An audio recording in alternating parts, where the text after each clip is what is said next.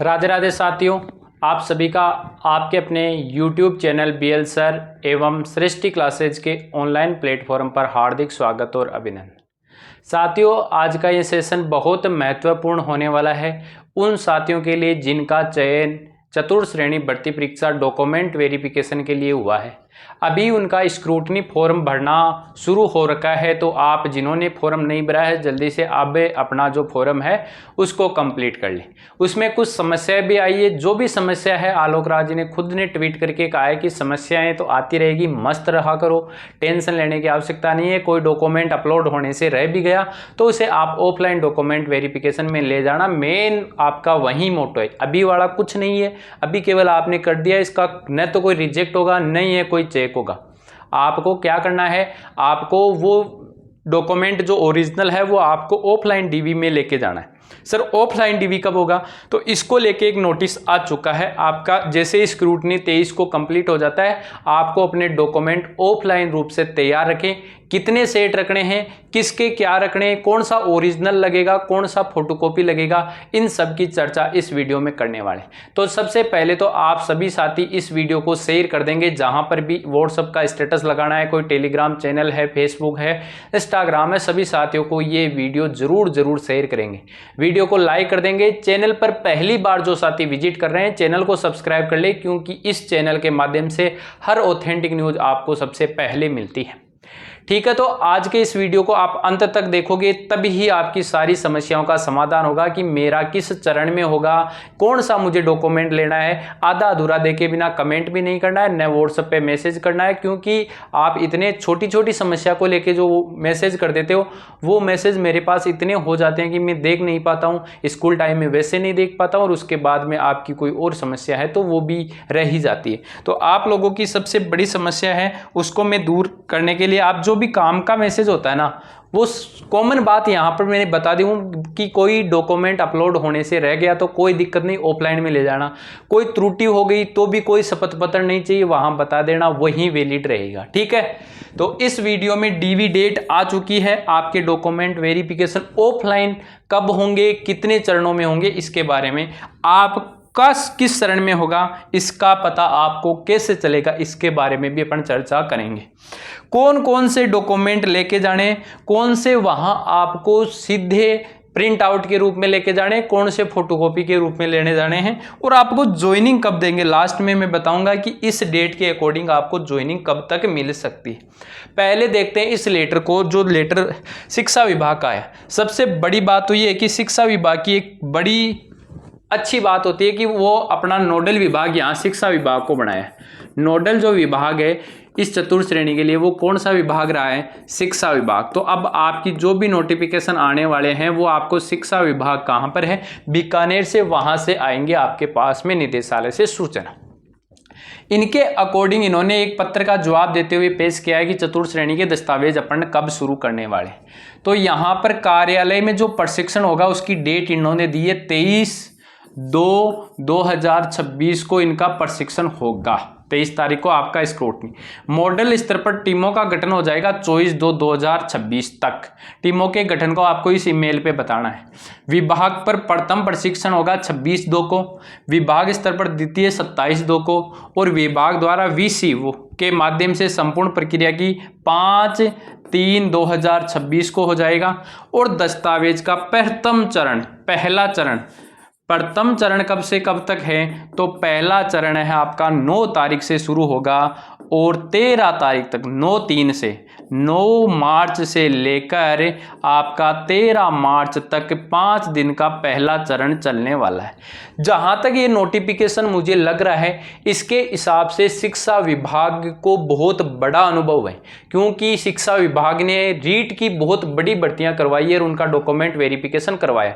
तो वो document verification जिला स्तर पर करवाए थे, तो इनको देखकर मुझे ऐसे लग रहा है कि आपका जो भी डॉक्यूमेंट वेरिफिकेशन होगा वो आपके जिला स्तर पर होने वाला है। और जिला स्तर पर होने का फायदा ये हो गया कि डीवी बहुत जल्दी कंप्लीट हो जाएगा। हर बार एक ही जगह हो जाता था, जैसे पटवार का आपका अजमेर हो रहा है, लगभग का जयपुर होता है, एक ही जगह पूरी राजस्थान का।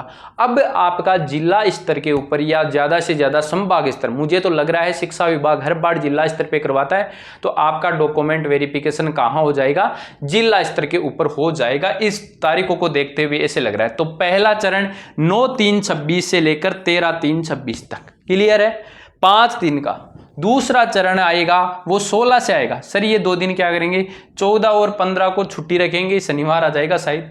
4 दिवस का 16 से लेकर 19 तक 4 दिन का फिर दूसरा चरण रहेगा। फिर दस्तावेज सत्यापन का तीसरा चरण रहेगा 23/3 से 25/3, 3 दिन का रहेगा। फिर चतुर्थ चरण 27/3 से 1 दिन का ही रहेगा। फिर 5वां चरण 30/3 को रहेगा और 6वां चरण 2 दिन का 1/4/2/4 को रहेगा। 7वां चरण आपका 6/4 को से 5 दिन का रहेगा। फिर 7वां चरण ही 13 तारीख को रहेगा और उसके बाद में 8वां चरण आवश्यकता के अनुसार 15 और 16 को कितने दिन का रखना है, आवश्यकता के अनुसार। यानी आपका डॉक्यूमेंट वेरिफिकेशन इनके अनुसार कब पूरा हो जाएगा, 16/4/26 को, यानी ये लगभग 1 मंथ के अंतर्गत आपका डॉक्यूमेंट वेरिफिकेशन कंप्लीट कर देंगे। चरण बना रखे इनके अनुसार 8 चरणों में आपका क्या हो जाएगा, टोटल कंप्लीट डॉक्यूमेंट वेरिफिकेशन हो जाएगा। सर हमें कैसे पता चलेगा, तो शिक्षा विभाग का नोटिस आएगा, उसके अनुसार डेट लिखी हुई आएगी, इनमें से कोई सी एक डेट लिख देगा, उसके आगे रोल नंबर लिख देगा कि इस डेट को ये वाले रोल नंबर के कैंडिडेट यहाँ आ जाए। किसी कारण से वो अनुपस्थित रहते हैं तो फिर इन्होंने बताया है कि अनुपस्थिति का पहला चॉइस 4 को देंगे, पहले चॉइस 4 को रहेगा और दूसरा उसको अवसर दिया जाएगा 1/5 को। दूसरा अवसर कब दिया जाएगा, 1/5/26 को। और नोडल विभाग 11/5 को रिपोर्ट दे देगा। नोडल विभाग है वो 11/5 को रिपोर्ट प्रस्तुत कर देगा, शिक्षा विभाग अपनी रिपोर्ट दे देगा। यानी आपका जो डॉक्यूमेंट वेरिफिकेशन कंप्लीट ऑफलाइन कब पूरा हो जाएगा, तो 11/5 को कंप्लीट यहां आपका डॉक्यूमेंट वेरिफिकेशन पूरा हो जाएगा। साथियों चीज समझ में आ गई होगी। मैं आपको कहना क्या चाह रहा हूं कि आपका डॉक्यूमेंट वेरिफिकेशन ऑफलाइन कब से शुरू हो रहा है, तो शुरू हो रहा है सर 9 तारीख से। कहां से शुरू हो रहा है, तो विद्यार्थियों ये शुरू हो रहा है 9 मार्च से। 9 मार्च से शुरू होकर ये प्रथम जो चरण वगैरह है वो 16 अप्रैल को कंप्लीट हो जाएंगे। लेकिन यहां तक उसके बाद में इतनी बड़ी बढ़ती है, कुछ अनुपस्थित किसी कारण से रह सकते हैं, उनको लास्ट मौका देंगे 1/5 को, 1/5/26 को, और 11/5 को रिपोर्ट दे देंगे। 11/5/26 को किसको, कर्मचारी चयन बोर्ड को ये रिपोर्ट प्रेषित कर देंगे। 11/5 से मान लो कर्मचारी चयन बोर्ड की एक बड़ी भर्ती है, तो ये हालांकि वापस चेक करने की आवश्यकता नहीं है, लेकिन थोड़ा बहुत ये वापस चेक करते हैं, उस रिपोर्ट को चेक करेंगे। रिपोर्ट में कोई त्रुटि है, जैसे रिपोर्ट में वो डालेंगे कि इस कैंडिडेट की ये समस्या है, इसकी ये समस्या है, तो उनको ये अलग करेंगे। तो ऐसे मान लो 11 से 11/6/26 आ जाएगी। इस दिन आपका क्या आ जाएगा, फाइनल रिजल्ट। इस तारीख से पहले मेरे अकॉर्डिंग आपका फाइनल रिजल्ट दे देंगे। 11/6/26 तक आपको फाइनल रिजल्ट। ये शिक्षा विभाग को नोडल एजेंसी बनाने का बहुत बड़ा फायदा मिला है कि आपकी डीवी लगभग 1 महीने में कंप्लीट हो रही है। 1.5 लाख विद्यार्थी हैं और उनका डीवी 1 महीने में कंप्लीट करवा रहे हैं, बहुत अच्छी बात है। लगभग अपन मान ले कि 11/6/26 तक, 11/6/26 तक अपने को क्या मिल जाएगा भाई, रिजल्ट मिल सकता है आपको 1 गुना का रिजल्ट। हालांकि आप सबको पता है कि मेरा सिलेक्शन लगभग हो रहा है, फाइनल हो रहा है, उनका कन्फर्म हो रहा है, थोड़ा सा वो किसी पे डिपेंड है, वो यहाँ कंप्लीट हो जाएगा। ठीक है, जिनका कहीं अन्य चयन हो रखा है वो साथी इसमें क्या नहीं करवाए, डीवी नहीं करवाए, मैं उनसे अपील करता हूं, एक नौकरी उस विद्यार्थी को पूछना जिसको एक बार नहीं मिलते तो वो कितने सालों पे जाता है। एक बेरोजगार परिवार है, उसके माता पिता है, उनके सपनों की बात है। आपकी कहीं नौकरी लग गई तो आप वहां कर लो आराम से, उसको छोड़ के यहाँ आओगे तो अभी तो वो जो निकल आए कि छोड़ के आने वाला, ये राजस्थान सरकार का एक बहुत बड़ा कदम है कि छोड़ के आने वालों की जगह भी रिक्ति। लेकिन ये वो नोटिफिकेशन गजट नोटिफाइड होगा, अभी बजट में बात की है, उसके बाद आने वाली भर्तियों पे कार्य करेगा। तो आपसे विनम्र निवेदन है मेरा, कि आप लोग जिनका चयन अन्यथा हो चुका है और फाइनल रिजल्ट आ चुका है, अभी आपको ज्वाइनिंग नहीं दी गई है, तो भी आप लोग इसके अंतर्गत क्या नहीं करवाए, डॉक्यूमेंट वेरिफिकेशन ना करवाए। आप ऐसे सोच रहे हो सर हम ज्वाइन नहीं करेंगे, वेटिंग में टाइम और लग जाएगा, तो उनके क्यों सपनों को मार रहे हो। तो आप लोगों से एक ही अपील है, राजस्थान पुलिस हो, पटवार हो, वीडियो का अभी फाइनल रिजल्ट नहीं आया, वो भी आ ही जाएगा, तो आप लोग जिनका कहीं पर भी चयन हो चुका है वो इस भर्ती को कृपया करके त्याग सकते हैं। ये उन विद्यार्थियों की ओर से मैं अपील कर रहा हूं जो राजस्थान के बेरोजगार। उसके बाद में आगे बात करना चाह रहा हूं मैं, यहां तक आपको फाइनल रिजल्ट है, तो लगभग उसके बाद में जो रोजगार मेला लगेगा, क्योंकि गवर्नमेंट भी के सामने भी बड़ी बढ़ती है, गवर्नमेंट खुद चाहती है कि हम जल्दी से इसे बताए, हमने इतने ज्वाइनिंग दे दिए, तो इसके बाद में जो भी रोजगार मेला आएगा उसके अंतर्गत आपको ज्वाइनिंग मिल जाएगी। तो आपको जहां तक मुझे लगता है 1 जुलाई से लेकर 15 जुलाई के बीच में आपको ज्वाइनिंग मिल जाएगी। 1 जुलाई से लेकर 15 जुलाई तक लास्ट आपकी ज्वाइनिंग हो जाएगी विद्यार्थी। इस नोटिस को देखकर मैं यही अनुमान लगा सकता हूं कि आपको जुलाई के अंतर्गत ये क्या कर सकते हैं, ज्वाइनिंग दे सकते हैं। तो ये बहुत बड़ी राहत की खबर। अब कुछ को यह डेट बहुत ज़्यादा लग सकती है कि जुलाई तक किस में लगाएंगे, तो अभी देखो पटवार का रिजल्ट आए हुए कितने दिन हो गए, क्योंकि आजकल रोजगार मेलों में ही देते हैं ये ज्वाइनिंग, रोजगार मेला आ जाता है तभी ज्वाइन मिलती है। तो यदि ये 11/6 के बाद में आता है तो फिर रोजगार मेले में आपको वो देंगे, उसके बाद में आपको ज्वाइन विभाग करवाएगा, क्योंकि अलग अलग विभाग के बारे में है, अलग अलग विभाग आपको आवंटित होंगे, फिर आप उस विभाग में जाओगे, वो विभाग आपको कब ज्वाइनिंग करवाएगा। तो जहां तक मुझे लग रहा है 1 जुलाई से लेकर 15 जुलाई तक आपकी ज्वाइनिंग हो जाएगी, हो जानी चाहिए, अच्छे से हो जानी चाहिए, इसमें तो कोई ना कोई टेंशन ही नहीं है। 1 जुलाई से 15 जुलाई तक आपकी ज्वाइनिंग क्लियर हो जाएगी, ठीक है। उसके बाद में अब आपको करना क्या, आपको क्या तैयार करना है, आपको तैयार क्या रखना है, तैयार रखना है जो चीज़ें ओरिजिनल लगेगी वो ओरिजिनल, तो मैं बता देता हूँ ओरिजिनल क्या लगेगी। जो आपने अटेस्टेशन फॉर्म फिल करवाया था पहले वाला, वो ओरिजिनल जाएगा, उसकी फोटोकॉपी किसी के नहीं लगानी। उसके बाद में आपने 2 कैरेक्टर सर्टिफिकेट बनवाए हैं गजेटेड ऑफिसर से, वो जाएंगे।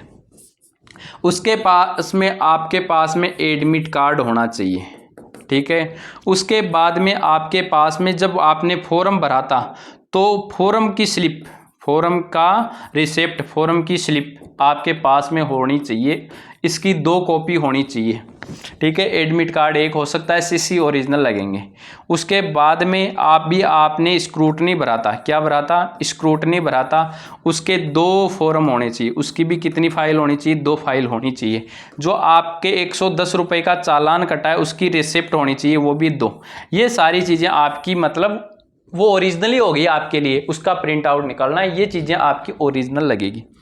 और 2 सेट तैयार करने, कैसे करने हैं 2 सेट, देखो 2 सेट कैसे तैयार करने, एक सेट ये इधर और एक सेट फिर इधर, अच्छे से समझ लेना जिनको तैयार कर। सबसे पहले आपको क्या लगाना है, सबसे पहले आपको अपना वो ऊपर क्या लगाना है, जो फॉर्म स्लिप भरी थी वो फॉर्म स्लिप, इधर भी वो फॉर्म स्लिप जो फॉर्म के टाइम भरी थी, ठीक है, फॉर्म स्लिप। उसके बाद में आपका स्क्रूटनी के ऊपर 110 रुपये वाला चालान, 110 रुपये वाला चालान, 110 रुपये वाला चालान, फिर स्क्रूटनी कंप्लीट, इधर भी स्क्रूटनी, इस स्क्रूटनी के साथ में अटेस्टेशन आया है, अटेस्टेशन आया उसको साइन करवाने इस पे भी, और इसकी फोटोकॉपी यहाँ लगा सकते हो, अन्यथा इस पे भी आप तो साइन करवा लेना, स्क्रूटनी सिग्नेचर विथ सिग्नेचर हो गया। उसके बाद में आपके पास में जाति होना चाहिए, तो जाति की क्या लगाना है, जाति की फोटोकॉपी, जाति की क्या लगानी है, फोटोकॉपी, फोटोकॉपी किसकी, जाति की, इधर भी फोटोकॉपी जाति की, फोटोकॉपी जाति की। लेकिन ध्यान रखें, याद रखें 19 अप्रैल 2000 2025 से पहले का होना ही होना चाहिए।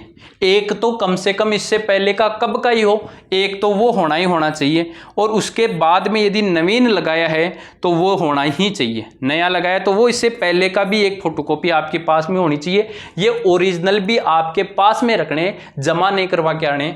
उसके बाद में सेम मूल के लिए भी यही कंडीशन, मूल की फोटोकॉपी, मूल की फोटोकॉपी। क्लियर हो गई? मूल की फोटोकॉपी, मूल की फोटोकॉपी। उसके बाद में क्या करना है, उसके बाद में आप 10th की फोटोकॉपी इधर, 10th की फोटोकॉपी, 12th की फोटोकॉपी, 12th की, आपके सारों की फोटोकॉपी रख लेनी है। ठीक है। उसके साथ में आधार QR कोड वाला एक प्रिंट लेके आना है, जिसपे QR कोड बड़ा आता है, उसका प्रिंट रखना है, प्रिंट रखना है, उसका प्रिंट रखना है। उसके बाद में सारे लगा दोगे। उसके बाद में बात आती है उन शपथ पत्रों की। तो शपथ पत्र इसके ऊपर लगेंगे, सारे शपथ पत्र सारे के सारे इसके साथ लगेंगे। ओरिजिनल के ओरिजिनल लग जाएंगे, सारे CC ओरिजिनल लग जाएंगे। कॉलेज वाले की फोटोकॉपी इसके साथ भी फोटोकॉपी, इसके साथ भी फोटोकॉपी। ओरिजिनल एक ही बार मिलता है, इसलिए उसको अपने पास में रखें।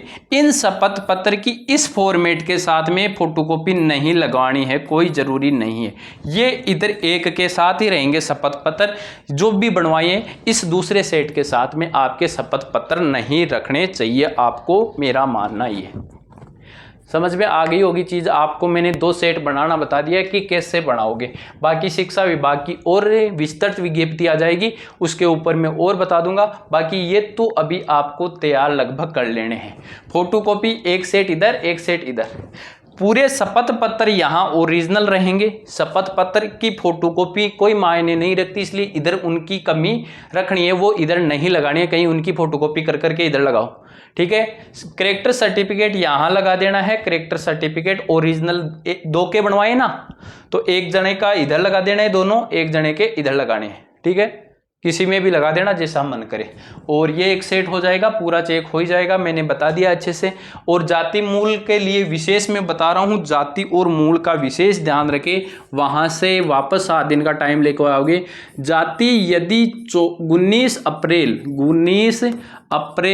2025 से पुराना रखना ही रखना है पास में, चाहे वो कितना ही पुराना हो। जाति और मूल कितना ही पुराना हो, काम यही आएंगे, यही आएंगे। ये रखना ही है अपने पास में, ओरिजिनल भी रखना है। और उसके बाद में नवीन है, चाहे उसमें चेंजेस है तो भी रखना है, चेंजेस नहीं है तो भी रखना है, आपके पास में रखना है। और वो विवाहित महिलाएं जिनके अब मूल निवास अपने हस्बैंड से बन गया है, उनके पास में भी मूल जो निवास है वो अपने पिता के नाम का भी पास होना चाहिए। कोई ज़रूरी नहीं उसकी फोटोकॉपी आप लगाओ, लेकिन ऑफलाइन DV में आपके पास वो चीज़ होनी चाहिए। क्लियर है? तो एडमिट कार्ड के बारे में पता हो गया। QR कोड वाला आधार कार्ड QR कोड के साथ में होना है, वो रखना है, प्रिंट आउट निकलवा लेना डाउनलोड करके। आधार कार्ड की बात हो गई। एप्लीकेशन फॉर्म यदि नहीं है आपके पास में तो वो SSO पर पड़ा है, उसका प्रिंट आउट लेने हैं 2, स्क्रूटनी के 2 प्रिंट आउट लेने हैं, अटेस्टेशन फॉर्म के 2 प्रिंट आउट लेने हैं। दोनों पर आप साइन करवाने हैं, 2 पर नहीं तो 1 पर तो आप करवाना ही करवाना है, जो ऑनलाइन निकल के आया है। उसके साथ में आपके पास में 2 या 4 फोटो होनी चाहिए। 4 फोटो एक्स्ट्रा रख लेना आप। तो कितनी फोटो होनी चाहिए? 4 फोटो एक्स्ट्रा लेके जानी है आपको साथ में अपनी ओरिजिनल। क्लियर हो गई होगी मैं आपको जो बातें समझाना चाह रहा हूँ। फिर भी आपको किसी प्रकार की समस्या रह गई है तो उस समस्या के लिए आप मेरे से संपर्क कर सकते हो। आपके किसी भी प्रकार का डाउट है, उस डाउट को मैं क्लियर कर दूंगा, आपको टेंशन लेने की आवश्यकता नहीं है। बाकी आराम से मस्त रहिए। जिनके साथ में कुछ गलतियां हुई है, किसी भी प्रकार की गलती रह गई है, तो टेंशन लेने की आवश्यकता नहीं है। मेन डॉक्यूमेंट वेरिफिकेशन यही है जो आपका ऑफलाइन होगा, यही मेन है। वहाँ त्रुटि हो गई है, टेंशन लेने की आवश्यकता नहीं है। शपथ पत्र मानसिक टेंशन भी नहीं लेनी है और आर्थिक पैसों का भी बर्बाद नहीं करना है। सामान्य कागज वाले के लिए बहुत ही मित्र वाले आपको गुमराह कर रहे हैं और आपको 50 रुपये पर बनवा रहे हैं। अब यदि आप 50 रुपये पे बनवा लिए हो तो फिर कुछ कह रहे हैं सामान्य पे बनाओ। किसी पे बना लो, सामान्य है तो भी चलेगा, और यदि आपने 50 रुपये वाले पे भी बना लिया, ऐसा नहीं है कि आप 50 रुपये पे बना लिए तो आपको जल्दी नौकरी मिलेगी। 50 रुपये पर केवल 2 ही स्टाम्प बनाने हैं 50 पर, और सभी सामान्य कागज पे बनानी है, सामान्य कागज के ऊपर बनाना है। आगे बात समझ में। 50 का 2 ही, एक तो जो सामान्य है वो सबके लग रहा है, और एक आपकी कैटेगरी का बन रहा है जो चाहे विवाहित का हो, चाहे अविवाहित का हो, विधवा का हो, परित्यक्ता का हो, एक ही स्टाम्प पर बनेगा। इसलिए आपके पास स्टाम्प पर केवल 2 ही बनेंगे। बाकी सामान्य आपको नोटेरी जरूर आप करवाना चाहते हो तो नोटेरी करवा सकते हो, बाकी वो भी शपथ आपकी खुद की मानी जाएगी, सामान्य शपथ। एक सबसे बड़ी समस्या आय प्रमाण पत्र की है। यदि आय प्रमाण पत्र न भी बनाओगे तो भी कोई बात नहीं है, और यदि आप आय प्रमाण पत्र बना के लगाना चाहते हो तो भी आय प्रमाण पत्र तो ओरिजिनल ही वहां लेके जाना है, वो वहीं जमा हो जाएगा, उसकी कोई फोटोकॉपी करवाने की आवश्यकता नहीं है। ये थी आपको डॉक्यूमेंट वेरिफिकेशन की सारे जो डाउट है वो मैंने यहाँ क्लियर कर दे हैं। फिर भी कोई समस्या है तो एक बार फिर कह रहा हूँ, आप इन समस्या के समाधान के लिए कमेंट कर सकते हो, वीडियो को लाइक कर सकते हो, और मेरे व्हाट्सअप नंबरों पे मैसेज कर सकते हो 82 39 36 85 92। ठीक है। बाकी वीडियो को ज़्यादा से ज़्यादा साथियों को शेयर कर दो ताकि वो अपने डॉक्यूमेंट बना के तैयार रखे। यदि कोई शपथ पत्र बनवाना चाहते हैं, फोटोकॉपियाँ करवा के तैयार रखें। वीडियो को ज़्यादा से ज़्यादा शेयर करना आपका ही कर्तव्य ही है, और वीडियो को लाइक कर लेना। चैनल पर पहली बार विजिट करने वाले साथी चैनल को सब्सक्राइब कर लेना। मिलते हैं किसी नेक्स्ट वीडियो में, तब तक के लिए ऑल द बेस्ट। धन्यवाद। राम राम प्यारे विद्यार्थियों।